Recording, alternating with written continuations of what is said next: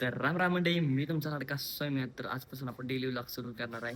तर आत्ताच आपल्या चॅनलला सबस्क्राईब करून ठेवा. बघा, दुपारच्या वाजले 3 आणि आम्ही बसलो आता जेवायला. जेवायला केली आहे बिर्याणी. अचानक जरा काम पडल्यामुळे मी आता निघालो गावाला. बघा, येऊ माझा भाऊ येतोय मला सोडा. आता आम्ही निघालो ना, गाडी बघाय पण काय गाडी भेटत झाली. गाडी किसान झाली काय किसान झाली. इथं आता काय गाडी भेटताना लय उतर झालं. आलोय 9:30 वाजता, 9:30 वाजल्यात. बघू 10 वाजेपर्यंत गाडी भेटली तर आता घरी जाऊया.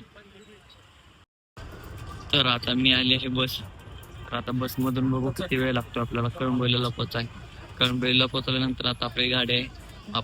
गाडी आपली 11:30-12 पर्यंत आहे. तिथून आपण बघू कधी पोहोचतोय. तर आता पोहोचलोय आपण बसमधून. आता नुसतंच उतरलोय. पुढे 200 मीटर अंतरावर आपलं 200 मीटर अंतरावर आपली गाडी येणार आहे. तर भेटतो तुम्हाला, पुढे गेल्या मिळतो.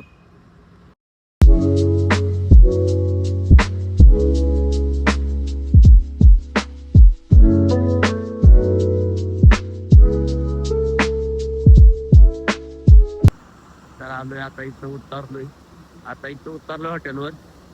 आता मस्त बघू काय हॉटेलवर मिळतंय. बाथरूम वगैरे करून गाडी बसून आपल्याला 7 घंटे मारतो मस्त पैकी. या हॉटेलवर आपण उतरलेलो आहे. आता थोड्याच वेळाने आपण इथून निघणार आहे. चला, नंतर भेटू. गाडी थांबल्या इथं पंपावर. त्याला भरायचं आहे. त्याला भरलं की आता थोड्याच वेळाने आपण आता इथून निघणार आहे. तर बघू काय होतंय. त्याला बिल भरलं की आपल्याला जायचं सातारला.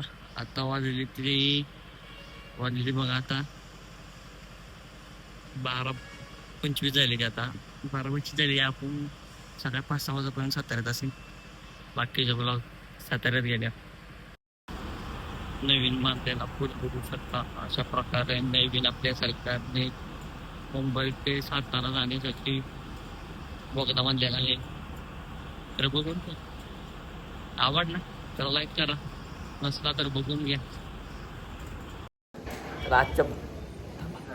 आजच्यासाठी एवढंच. भेटूया पुढच्या ब्लॉगमध्ये.